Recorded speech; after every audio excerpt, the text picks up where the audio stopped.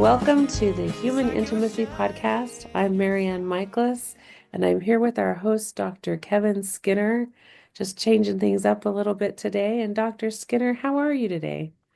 Well, I have been fighting either a virus or some kind of flu bug, and it has been brutal physically. So I'm going to let you take a big part of the lead today, Marianne. All right, Dr. Skinner, we're really, really glad to have you here today. And I know we're just coming off the heels of the Human Intimacy Conference, which we had this past week. And anything that you want to share with us about how that went, how you felt about it? Over the last few months in preparation for the conference, it has been absolutely delightful. There's been so many wonderful clinicians with great expertise, and then the conference itself, so many wonderful presentations. I honestly couldn't be happier with the experts and with the participation. Anyways, it was fantastic. So much great, great information. And I know you put so much work into that. So, as we get ready to start today, we're going to be talking about resentment. And this is a topic that our listeners might be thinking, well, resentment, what does that have to do with anything? Why are we talking about that? Especially when we're looking at sex addiction, betrayal trauma, and relationships, building healthy relationships. And so, for you, Dr. Skinner, when we say resentment, what's the first thing that comes to your mind? So when I look at couple conflict, what I often see is couples when they're arguing or fighting, they build either a spoken or unspoken resentment towards their partner, towards their spouse. And it doesn't even have to be a marital relationship. I could build resentment towards my parent. I could build resentment towards my children. And so resentments are unresolved issues that we start to see our person, our child, our parent. Um, our spouse, and we start to see them in a light where we resent something that they have done and it's not resolved, it's not finished. Recently, I was talking with an individual who grew up in a home that was quite abusive, and the resentments that he has towards specific memories are still with him 30, 40 years later. And so these unresolved issues where I can't talk about it, and when I do, it's either minimized, resentment then grows. And when we have unresolved issues in our relationships, we typically form some kind of resentment. So you're saying that the resentments form from things that are unresolved. I want to take this a little further. As I was hearing you talk about it, to me, I think resentment kind of falls in a category along with frustration. And anytime my clients say, I'm so frustrated with this. For me, the translation of that is, oh, there's some unmet expectations. You expected something to happen and it didn't happen. And so you feel frustrated because you don't have control over it. But to me, it sounds like, or it feels like resentment kind of falls into the same category. I resent you because I had an expectation that you would do something or something would turn out this way. I had something that I was waiting for, wanting, needing, or expecting, and it didn't happen. And I might even feel like a victim. I might feel like you were supposed to do this, or that wasn't fair. This was supposed to happen this way. And so I feel hurt. So really at the basis, there's this perceived hurt that flavors how I interact with you in the future. Does that match with what you're I sharing? think for sure. So if I look at resentments, I mean, a resentment in if I feel resentment towards somebody or some event or some experience, say for example, I feel left out. I feel like you didn't include me. My resentment is that expectation, as you describe it, the expectation that you would introduce me. Or in our situation, when we work a lot with sexual betrayal in some version. I resent, and both partners can feel the resentment. I resent, that you weren't there, you weren't warm. So I justified my behaviors in acting out because you weren't warm enough, or you weren't sexual enough, or you weren't finished the sentence. So I form a resentment to justify the behavior. And from the betrayed's perspective, I resent that you lied to me, that you deceived me. I resent the fact that you led me to believe that you were one way when in reality that wasn't what you were doing or who you were even before we were married. So then we carry these resentments that are we can actually say they're legitimate issues. But when we have resentment, it significantly influences how we interact with each other.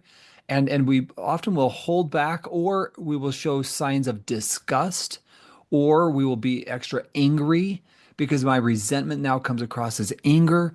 And so resentment is a huge part or a huge barrier to human intimacy, what we're really trying to help couples achieve. And I'll tell you, if we don't deal with resentments, I'm not sure we're going to have the kind of connections we want. And one of the things that I'm really connecting with on this, Dr. Skinner, as you were talking about the person who may be acting out, maybe saying, well, you didn't do this for me, or it can serve as that justification. So I think maybe bottom line for whoever it is a justification, something that wasn't met, this expectation of someone else. And so therefore I think what I'm trying to get at is I often have betrayed partners who feel very justified in doing some destructive things. Well, I want my partner to hurt as much as I've hurt. Mm, And it's really based on this resentment. I resent that you hurt me. I resent that you broke your commitments to me. Therefore, I am going to use that as a basis to validate some revenge behavior or some poor acting out behavior, or even behavior that creates walls between us, because that resentment can also be, it's really protective. I am going to use it as a barrier to protect me from being hurt by you again in the future. So whether it's just distance, you hurt me, therefore I resent that, therefore I'm going to step away from you, or I'm going to go out and smash this thing of yours that you really care about, or do something to hurt you. So it's kind of this like a basis of justification for behavior. right. And when resentment is unaddressed, it's going to manifest in a myriad of ways. I might do it through anger, smashing something, or being angry towards you. I might ignore you. I might attack you. I might go tell other people. So resentment is going to come out. It's going to manifest. The question is, how is it going to manifest in your relationship, and maybe even in external relationships? You know, a couple of weeks ago we were talking about the parenting, and as I looked at, what we how we parent, and even that resentment, the children can pick it up. And so resentment then influences this whole system. And it's again, it may be unspoken, and that's a really important concept. This resentment is maybe unspoken, but when we as therapists, one of my core things is to help individuals understand their resentment, because really that is a voice that's probably not spoken, but needs to be in the healing journey. Mhm. I have a couple thoughts on that, which I love. And I share things with my clients so often. And sometimes when we're talking here, I'm like, did we just talk about this recently? Or was that with a client? So I don't remember how recently we've talked about this. But so Pia Melody in her book, Facing Codependency, she talks about standing at her kitchen sink. She's washing dishes. She looks out and she sees a whole bunch of cars in her yard in various states of disrepair. And apparently her husband got cars and pieces and things, and she talks about looking out and just this resentment, looking at like, my yard looks so trashy, and why are all these cars out here? And she's just washing dishes or whatever she was doing, but she had these thoughts and this frustration and resentment towards her spouse that was building up. She says her sons were in the other room playing. One of her sons came into the room and said, Mom, is everything okay? She said, yeah, everything's fine. Her son left the room, and within 5 minutes, he was acting out, like beating up, teasing, bugging his brother, creating some contention. And her point is that when we have underlying resentments and we think, oh, I'll just carry this in me, I it doesn't even need to be spoken. It still impacts our energy. It impacts the energy of the people around us because we pick it up. We pick up the things that are unspoken. We can walk in the room and go, ooh, something feels a little chilly in here. Something's going on. And so, even if it's not expressed, we still are carrying that. One of the, and so shifting from that just a little bit, one of the tools that I love from 12-step support groups is step 10 specifically talks about dealing with fear, anger, disappointments, resentments. Every day doing a check on yourself. Where did fear show up for me? Where did anger show up for me? Where did resentment show up for me? Where did disappointment show up for me? And then reaching out. So connecting with yourself and saying, Where is this for me? Where did it happen? In what relationships? And what do I need to do to either share it with somebody so I'm validating that, so I'm not keeping it bottled up and it's not building, or do I need to address this with somebody else? Do I need to resolve it? Which is really vulnerable to step into this place of a relationship. When this happened, I felt resentful and owning that that's my feeling, but putting it on the table so that we can work through it. What are your thoughts You, on all that? I think it's so common for us to be misattuned to our resentments. So I feel anger, I feel frustration, I feel a myriad of negative emotions, if we want to call it that. And I don't necessarily call it resentment, but that's really what's driving it. I resent the fact that, finish the sentence. And so that unspoken, which I think is really critical, when we don't speak it, but we feel it, then we really act in anger or whatever. But really what's driving this is this internalized resentment that you weren't there, that these needs weren't met, or we couldn't put closure on this experience. And so when I work with individuals, one of the things that I try to get them to understand is we have to speak. Really do. We need to speak to our internal. So anger is that what we refer to as a secondhand emotion. And when we look beneath the anger, usually you're going to find some form of resentment. And as I speak to that and I give it a voice, then it's actually being heard. And so one of the core things that I tell both of my clients if they've been acting out, if they've been acted, their spouse was acting out or partner was acting out, or if it was a resentment towards another experience in life. I've seen it towards school teachers or somebody who bullied them. I've seen it in situations where it was a childhood, it was a neighbor, or it was somebody where something happened, and this resentment is not spoken.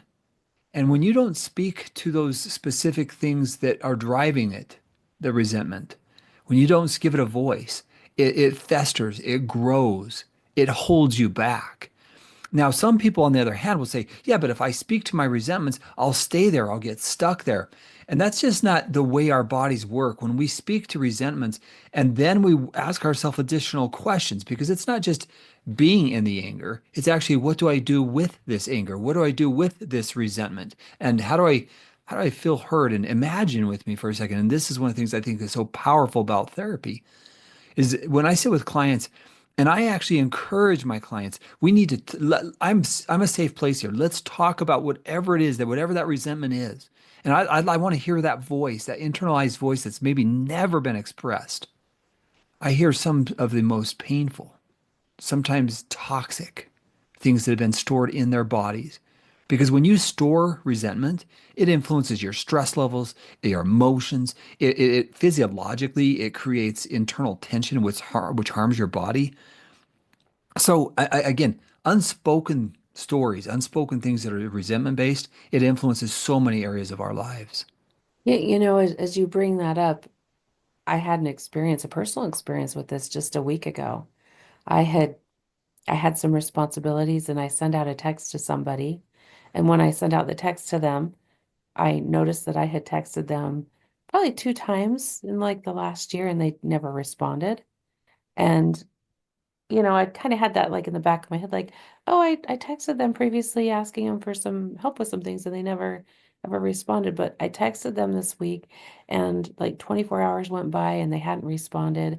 And and I really had some resentment building up, like, you jerk. Like, what's going on? Like and this narrative of what's going on? What's the conflict between us? Why haven't you responded to me? I'm expecting, I reached out to you and why aren't you responding? A simple thing, just a text. And and what you're talking about, like that, really going in and figuring out what's going on. Most of the time, we just kind of bury it or we carry it and we just move through it. But I sat down and I wrote down, actually, I was just working on surrendering it. I was like, I don't want to carry this with me. I'm not sure what's going on with that person. And this is interesting. It kind of seems like it's a pattern. But what I found is I sat down and really wrote through it, trying to make sense of what is it that I resent. And for me, it came up, oh, I feel I must not be important to them, that they Mm. don't want to give me the time of day.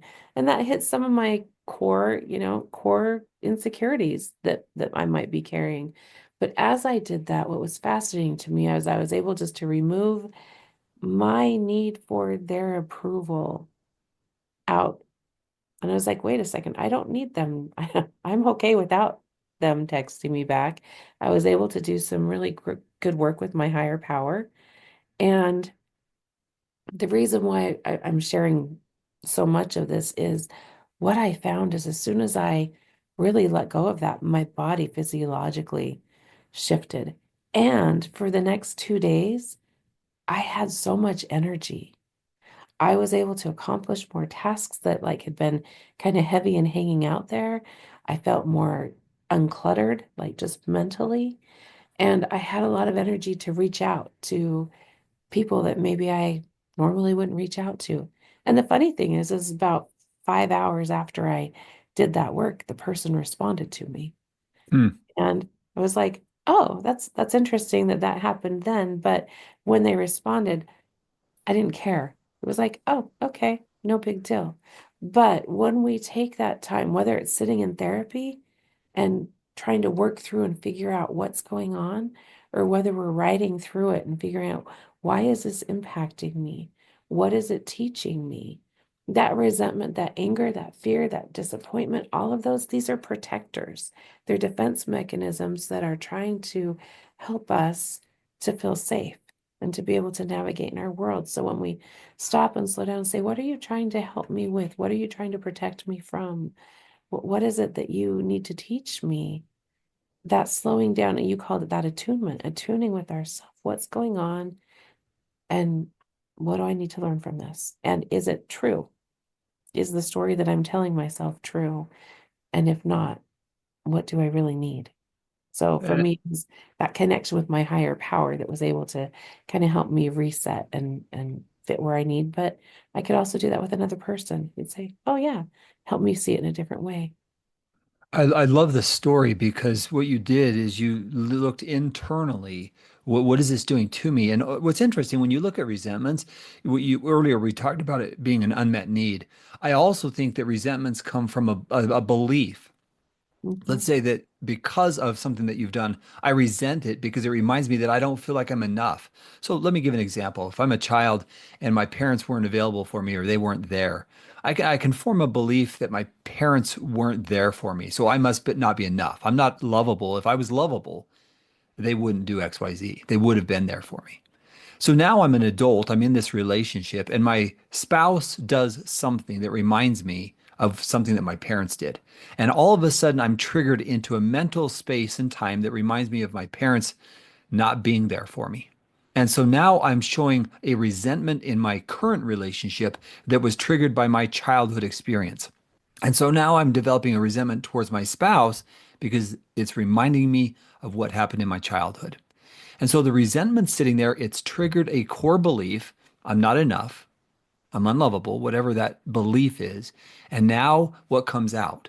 Anger, distance, because it triggered something. And your spouse may not even know that they've triggered this. But that's usually what I find when I start breaking down these patterns is these unresolved, festering issues trigger core beliefs. Now the resentment comes out and I see it over and over and over again. When people are acting out, it's usually some kind of a resentment of some unmet need, something that occurred, a core belief, and now I'm justifying a behavior. I see that in the betrayed partners. I see this in marital conflict. We could stretch this out into all relationships because if you remind me of something that's unmet, undealt with, then I resent it. It triggers inside of me. And over again, if we don't do that work, it just festers and grows. And what I hear you talking about is this is what Sue Johnson calls attachment wounds.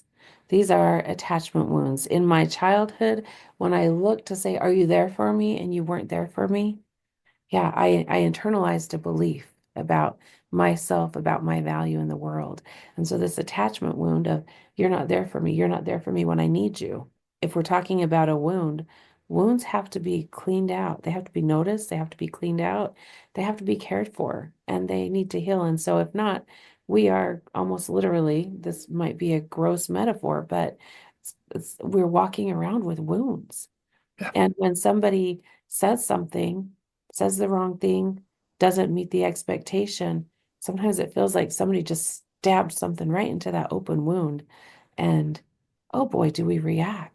Right. There's a lot Right. of pain there. And oftentimes, as you were saying, we don't even realize that's what's going on for ourselves. I don't know why I reacted that way. I have no idea why I'm reacting such a huge reaction. We might even feel like we're a little bit crazy. This is a crazy reaction. Why is it so big? And then we maybe gaslight ourselves or really doubt ourselves because it doesn't make sense that I'd have such a huge reaction. But seen in this light as an unmet or unhealed attachment wound, it makes all the sense in the world. Yeah, yeah. So there's a couple things there I want to address. You brought them up. I'd like to come back to a couple of them. One is when we feel the resentment, but we don't know what it is. We haven't done the work to evaluate it. You in your story, you had to slow down and say, what is this doing to me? I think just that step all by itself is asking that question. But when we're not congruent, so in our relationships, if I say no, everything's fine, like in that story, she was talking about her son coming in and reading that emotion. Are you okay, mom? No, I'm fine.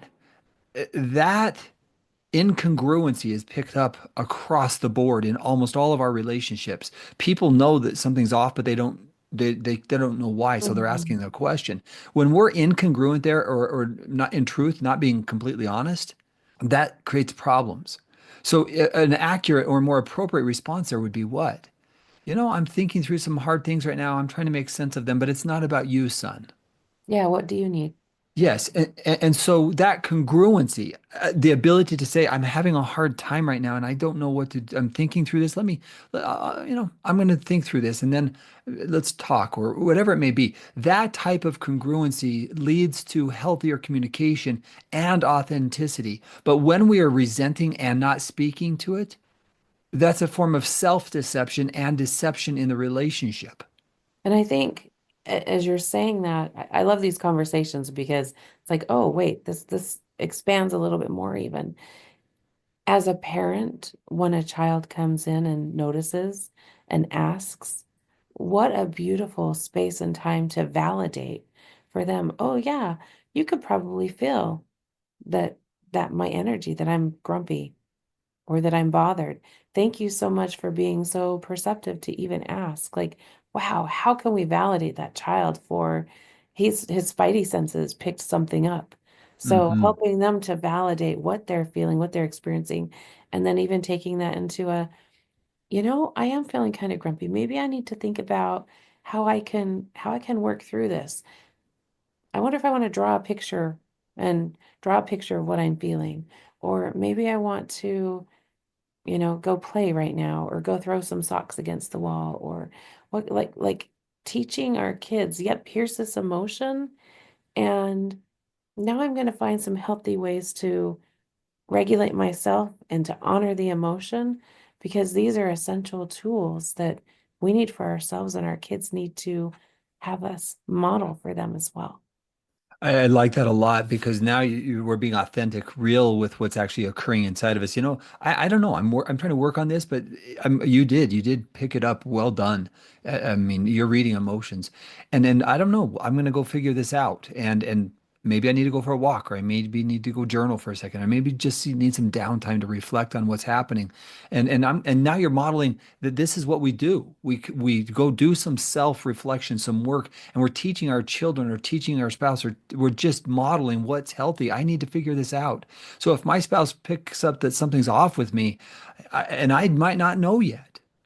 Hmm. I don't know. I'm feeling something. It's a little off. I'm going to need to go think through this. Now we're going into a space of congruency, honesty, and truth. One thing that my husband, who's also a therapist, one of the things I really appreciate that he says is sometimes I have no idea. I don't know the name. I can just notice that I feel uncomfortable. And it's okay just to say, I'm feeling really uncomfortable right now. My cognitive bandwidth might not even be in a place where I can figure out, is this anger? Is this resentment? Is this sadness? What? But I know that I feel uncomfortable and I feel like something's off. And I can start there. And that's a Yeah. really good starting place because I'm just honoring that there's something going on. Yeah. And so as we do this kind of self-reflection, I want to go in back into this idea of holding resentments. And when we might not even know it's resentment, but if you find yourself angry at people, hurt by people, if you find yourself holding back from people, or there's certain things that trigger you in what other people do, you probably have some resentments that need to be explored. And understanding that internalization, like I internalization, personal internalization, like I don't like people. Well, what has happened in your life that triggers that kind of emotional response towards people? People let me down. People hurt me. And then how does that then influence how you interact with other people? And so those built up unspoken resentments continue to grow and build to the point where society doesn't feel safe or people don't feel safe. And when we really explore, we start to see not just resentments, but we start to see the manifestation of sometimes hatred, disgust, dislike. Because what happens in human relationships when we don't trust people, when we don't like people, we resent everything and everybody. And anything that reminds us of being hurt, we will develop that. And that's such an important part. So, MaryAnn, I think what we're trying to get at is can you do some self work, some self exploration? Can you do that? And if not, why not? If I can add on to that, Dr. Skinner, I think there's a really key tool in here. If we hold on to resentments, we often feel it puts us in a victim place. Mm, And Pia Melody says, I'm quoting a lot of Pia Melody today for some reason. I'm not sure why I wasn't that's expecting this, but one of the things I love that she says is that oftentimes we are a victim for a nanosecond. Something happened to me that I did not expect. I did not say, yep, I'm signing up for that. I'm okay with it. Things happen. People sometimes do things to us that hurt us. And so we have a nanosecond to say, I didn't choose this. I didn't want this. And this really hurt me. And then we can move into this other place. So we acknowledge that something happened. That's that nanosecond.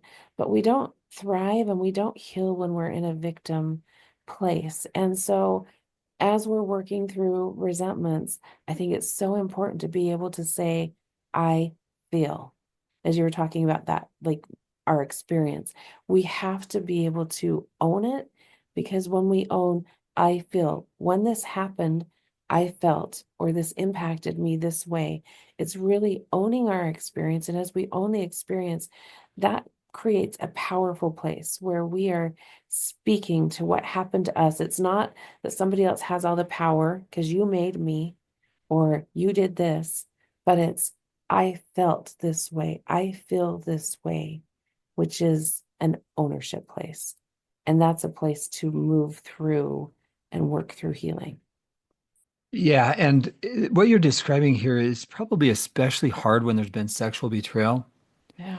From a betrayed perspective, the resentment of being gaslit and lied to and all the deception. And so that element of I resent all of the lies, all of that. Even then, if we look a little bit deeper, we're going to see a core belief because it made me feel like I wasn't enough or I was unlovable or I wasn't important to you. And that's the spoken part of it that rarely is talked about because what we see is the anger or we Yeah. see that element of the resentment coming out as self-protection. Of course, we're going to self-protect. But the deeper part of this is that spoken resentment is it made me feel unloved. No, it just made me feel, I feel unloved. I feel hurt. I Yeah. feel scared. I don't know if I can trust you, and I don't know what to do with that. And I am so worried about what will happen with our relationship. I don't know what the future feels like. And What that's the authenticity, the realness.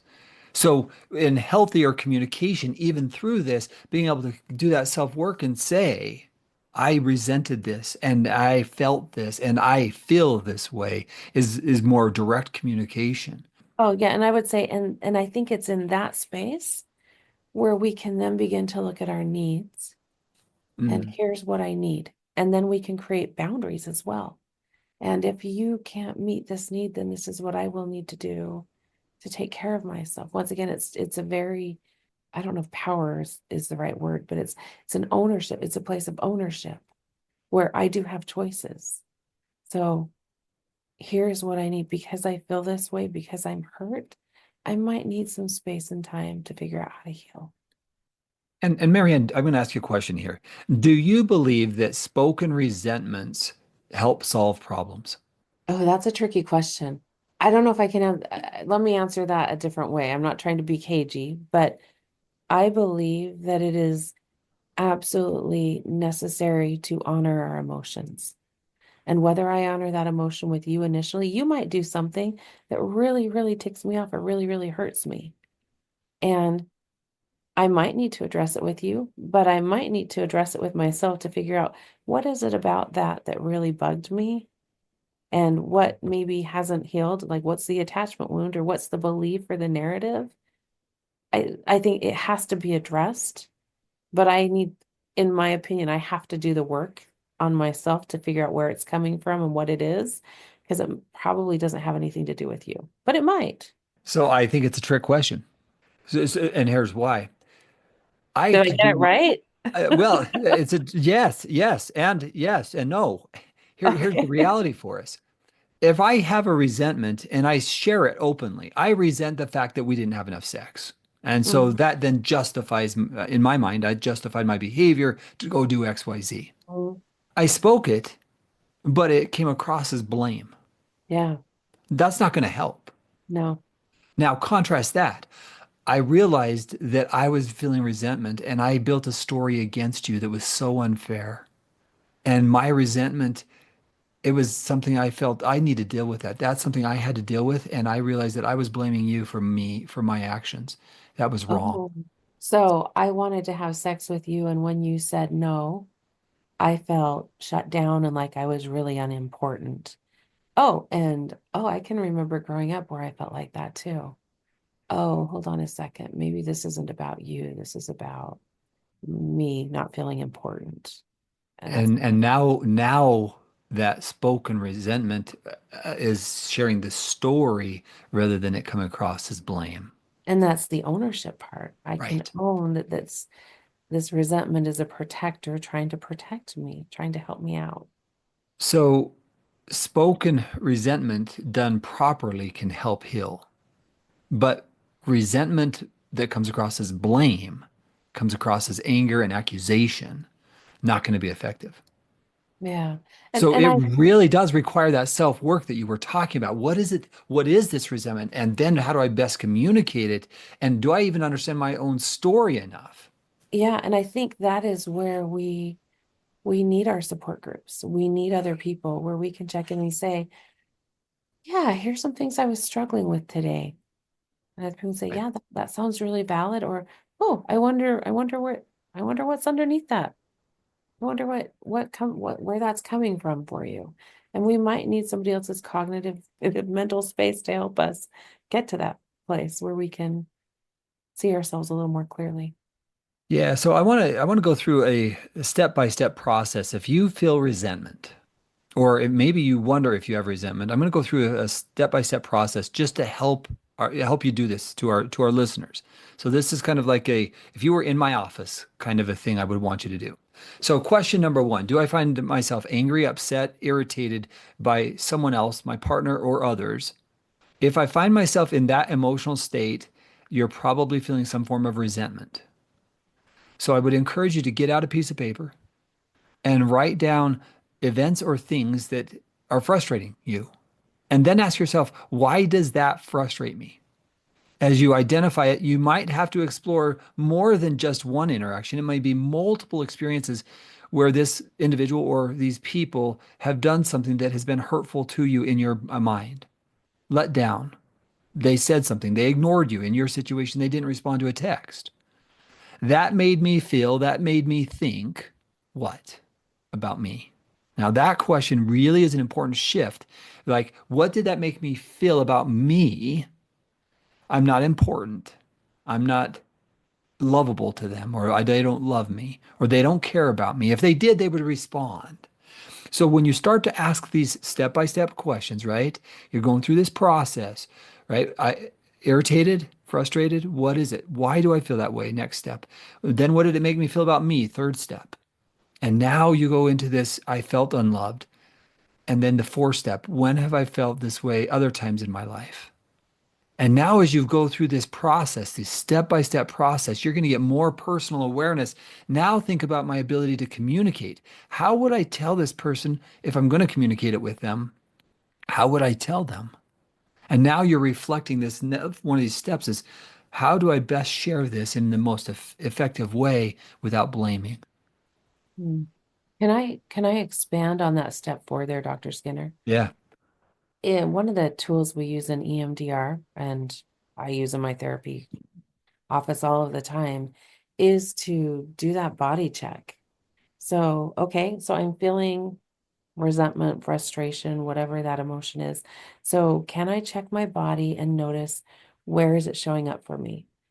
And just really becoming very cognizant of when I'm feeling this emotion, this is how where it shows up in my body, and it shows up for everybody in different places. But if I can go from that space and really not use my cognitive thinking mind so much, but I really want to do, we call it an emotional float back. As if I were lying on a river of emotions, I'm going to say, where have I felt that before? When was the Mm. last time I felt that? So if I'm on an inner tube and I'm just floating through, where has my body felt this before? And I just let myself float back to, oh, that time when I was 15 years old, that time when I was 8 years old, that time when I was 7 years old.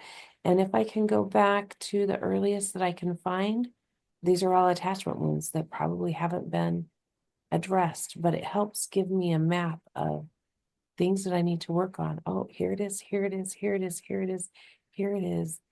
And that really helps me to make sense of, oh, I'm feeling this and it feels just like all these other times. This is my core. This helps me identify a core belief, a core narrative that I've given myself. And then I can really look at it and say, huh, is this true? And then I can really start looking at maybe with my more adult eyes or a different perspective or a lens, but really just connecting our body stores oftentimes the same emotions in the same places. And so recognizing, oh, every time I have that feeling in my gut, ooh, oh, I know where this is from. And here's a whole trail of times where I felt it before. Because once you've done that kind of self work, you know what you're feeling. Like, oh, this reminds me of, and because I've done the work, I have more personal insight, more personal awareness, because that self awareness is just growing and growing and growing. Oh, these are the triggers. And really, then I carry less of that burden because it's not unspoken. It's actually spoken. I know it. I Yeah. know it. And that's incredibly powerful personal work that helps us in not only our own healing, but it helps us be better in relationships. Yeah. And then we carry that forward. Oh, got that feeling in my stomach. Oh, I have a name for it. And now I can start to work through it so much more quickly because it's not a mystery to me. So as we get ready to close today, I hope our listeners, my hope is that you take away from this the importance of doing self-reflection on your life and your personal resentments. And I'm going to give you a huge caution here. Don't just write down your resentments and go talk with your spouse and say, this is what I resent. Do your self work, look at your story, ask the question, are we in a space where I can communicate my resentments, or do we need to work on our relationship to the point where we can share some of these frustrations in an open and honest and a healing way rather than an accusatory or a blaming way? Are we in that kind of a mature space or not? If we're not, then we need to do some couples work, because if you truly want a deep, intimate relationship, resentments will always hold you back, always.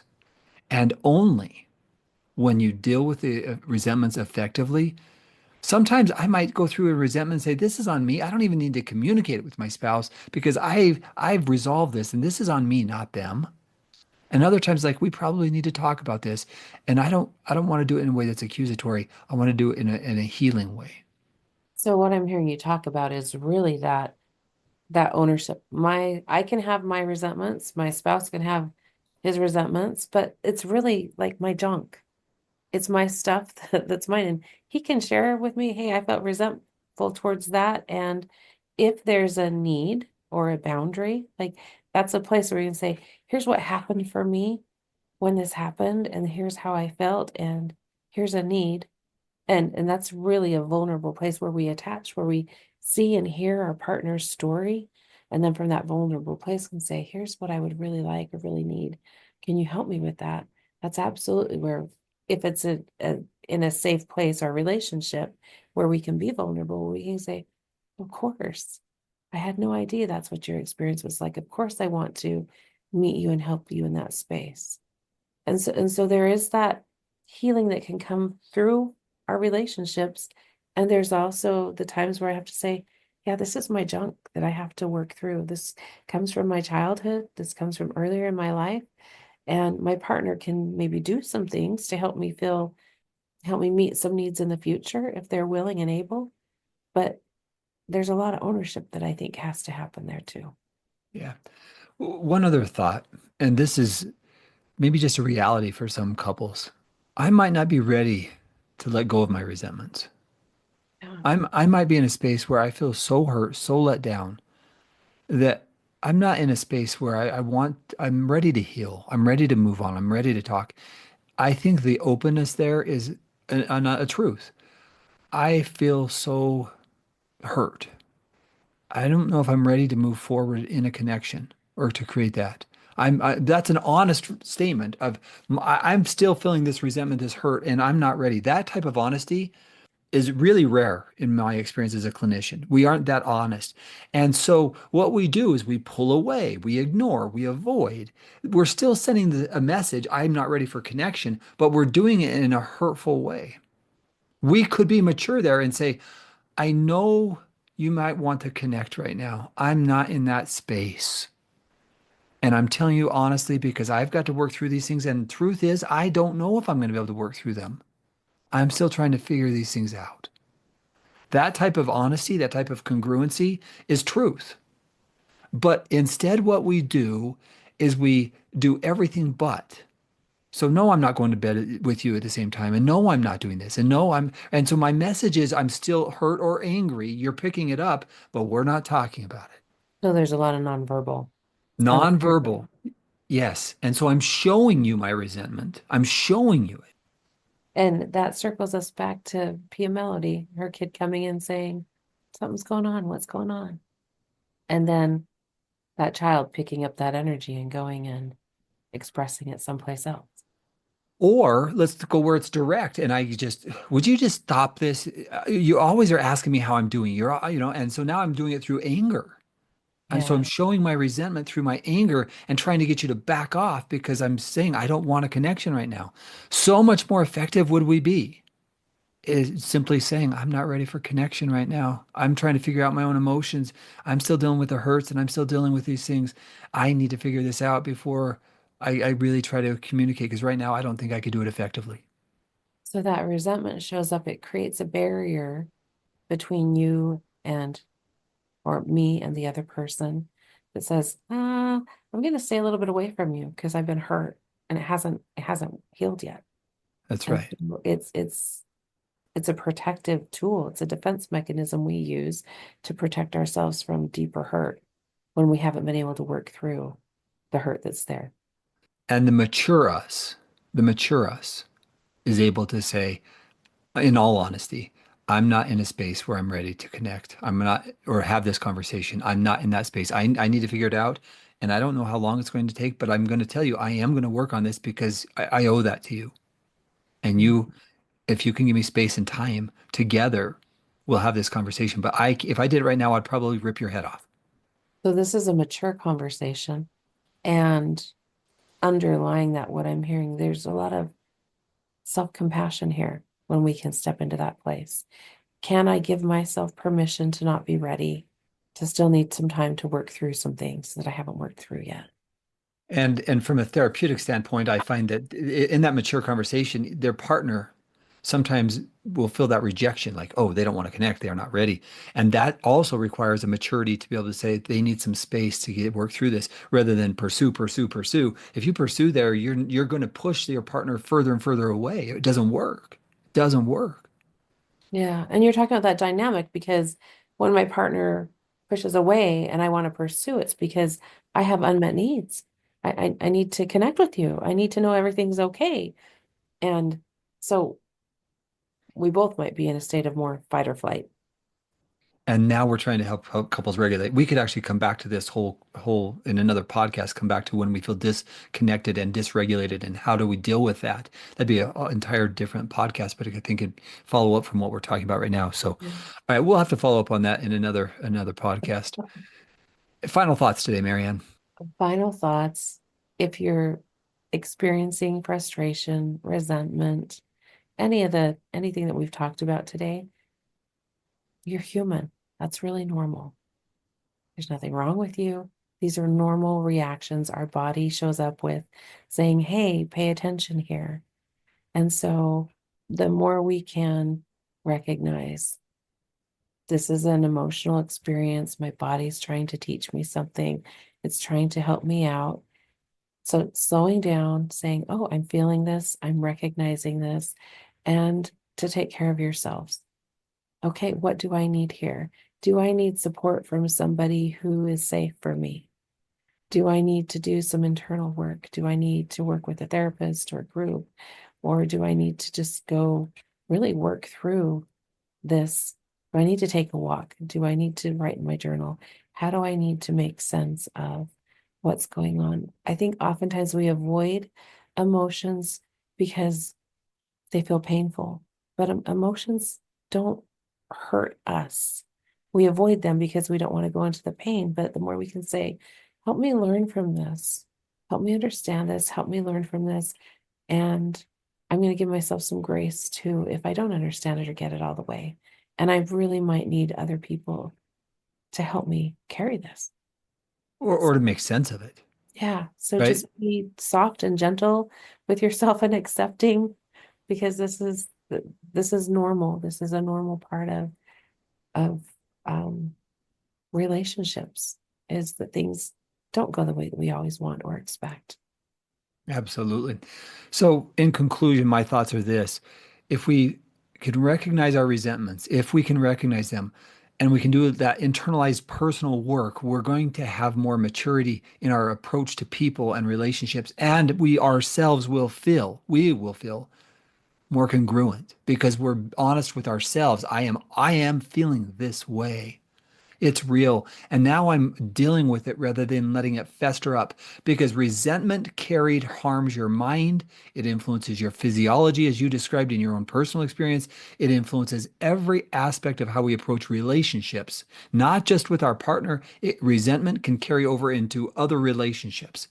So don't live with resentment. That's my invitation. If you really want human intimacy in your life, work through your resentment so you live in peace and harmony within yourself and with the people closest to you. That would be my suggestion. I would just end with you are worth doing that work. Your relationships are worth doing the work. And there is so much hope ahead. So That's thank you so much to our listeners for joining us today. Any final wrap up, Dr. Skinner? Yeah, I want to announce this is, again, post the first Human Intimacy Conference on April 1st. So mark your calendars, April 1st. If you were not able to attend the conference, we are going to offer a special discount where you can watch every session. So we have a special discount and it is going to be half off the price. So you can watch the entire conference for $150. Incredible experts.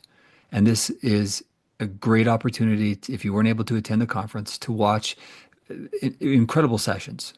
I mean, again, So so I couldn't go in person, like online, live, but you're saying it's going to be available for anybody who wants to purchase access to it, and they'll have access to all of the everything that was shared. every session. So go to humanintimacy.com and it will be under Human Intimacy Conference. You'll be able to see it and you'll be able to get the code. If you put in the code HI Conference 50, so HI Conference 50, you'll be able to get 50% off the price. Anyway, that is an invitation if you weren't able to get there. Again, therapists from all over the country with over 400 years of experience, phenomenal conference.